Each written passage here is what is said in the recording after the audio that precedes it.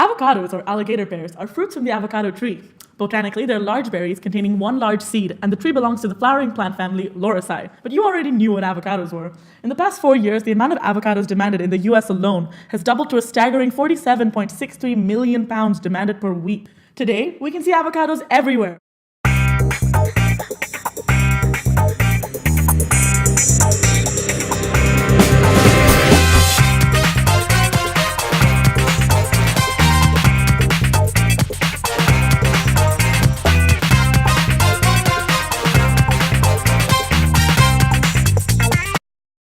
But where do these avocados come from?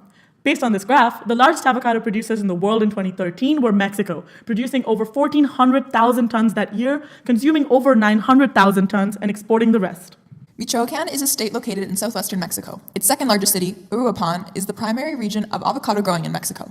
8 of 10 avocados produced worldwide are grown there. With avocados being such a large part of the livelihoods and culture of the people living in Michoacán and their increasing popularity in the West, our question today is, how has increased demand for avocados changed land use in Michoacán? There have been notable positive results from the growing foreign demand of avocado production in the Mexican region. Employment is a key positive socioeconomic effect of the increase in production, as many of Michoacán's 4.3 million residents depend on the avocado industry for income. Countless numbers of people in the state were drawn to the rapidly growing demand and began to open their own avocado orchards in the past few years. The explosion in the avocado industry led to an increase in personal wealth and job opportunities. It can also be said that avocado production is a good alternative for entrepreneurs and workers to the other popular product manufactured in the state, which are synthetic drugs. Of the 20,000 hectares of deforestation that occurs in Michoacán each year, 30 to 40% of it is put towards avocado cultivation. Permits are required to cut down forests for agriculture purposes, but deforestation occurs illegally nevertheless.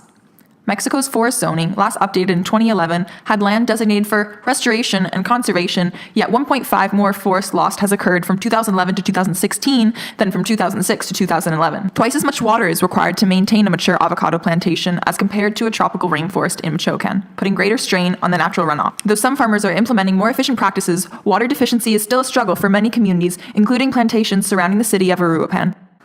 Michoacán is Mexico's largest avocado-producing state, and because the industry is a profitable one, it has been the target of organized crime. 2006 is when the war on drugs started.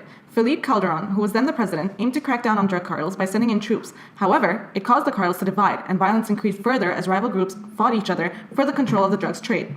When local and federal authorities were unable to be effective, communities started to arm themselves. Vigilantes, or self-defense groups, started to ensure the security of their towns to protect their green gold. But some of the self-defense groups in other parts of Michoacán were taken over by organized crime. Wealthy farmers who have been in the avocado business most of their lives kept bodyguards around the clock. The high demand in the United States has been faced by a significant rise in price of avocados. As you can see in the graph, this has not boded well for avocado suppliers, as the response of demand of avocados to a rise in price has been extremely elastic. This high elasticity of demand for avocados makes the booming avocado industry in Mexico a difficult one to rely on. Through our research, we can conclude that the increased demand for avocados has had both positive and negative impacts on Michoacán and Mexico as a whole. Looking forward, we can predict that there will be further land use change, an increase in ecological damage in the region, decrease in quantities produced, and Quesada charging you $1.25 for that extra guac.